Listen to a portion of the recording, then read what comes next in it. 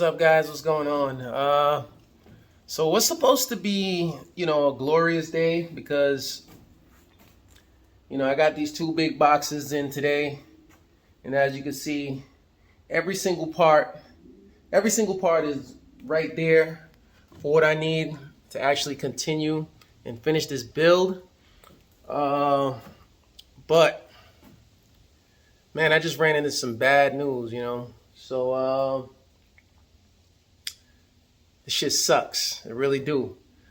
First of all, it took forever to get the turbo, the hard lines off of the turbos because they were like damn near fused on there. So it really took me a long time to actually get them out, and I'm going to show you guys that in a minute. But after it took me over an hour to get the four hard lines out. There go the four hard lines. 1, 2, 3, 4. You see, I had to cut the bad one. I had to cut that one. Use fire. Basically, got them out.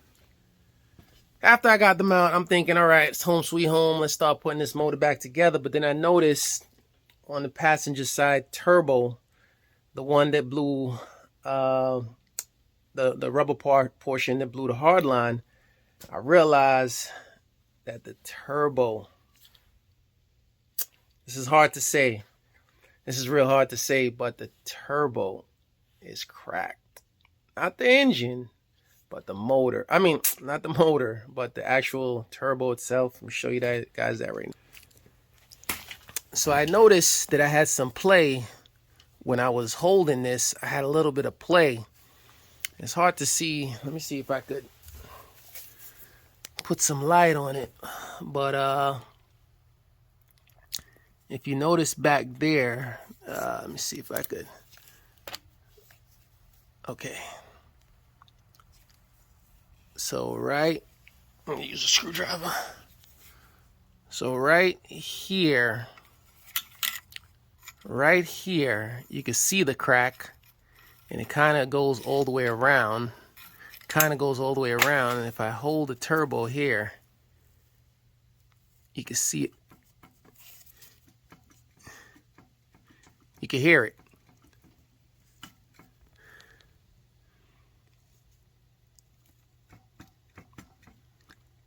There you go. You can actually see it better now.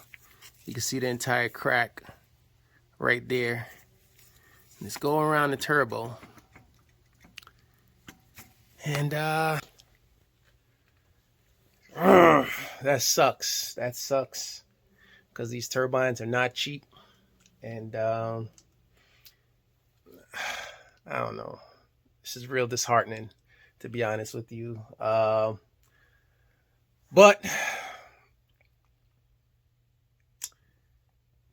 I can do something that I wasn't ready to do right now. And I'm sure half of you guys in the comments are going to say, yeah, do it. But unless you guys are funding me, then it's not that simple. It's just do it.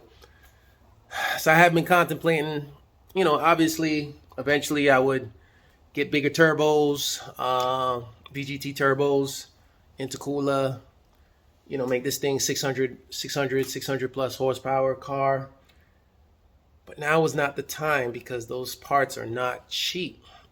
VTG turbos, good turbos are around $4,000. Intercoolers are around $4,000, $3,000 to $4,000. A tune is like another $2,000. So we're talking about $10,000. Now is not the time to put $10,000 into the Red Queen. Or I could just replace that turbo. I could probably get a used one online, low mileage. Probably like around a couple $100 to actually replace just the turbo itself. I mean, you guys can let me know what you think in the comments, but I already know what half of y'all think. Well, let me hit logical minds and stuff. This is just so disheartening, but it is what it is. This is a part of this whole car game, automotive game. Parts are sitting, can't do shit with them now besides putting them back in the box because I can't put nothing on. All right, guys. So, I kind of had a small conversation with a friend, and, as upset as I was, I'm not really that upset anymore because there's bright sides to this.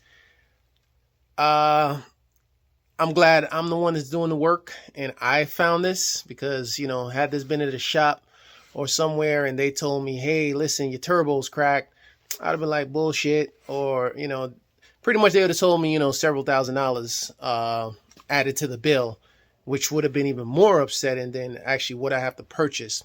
But, I took a little break. I came back. I was like, you know what?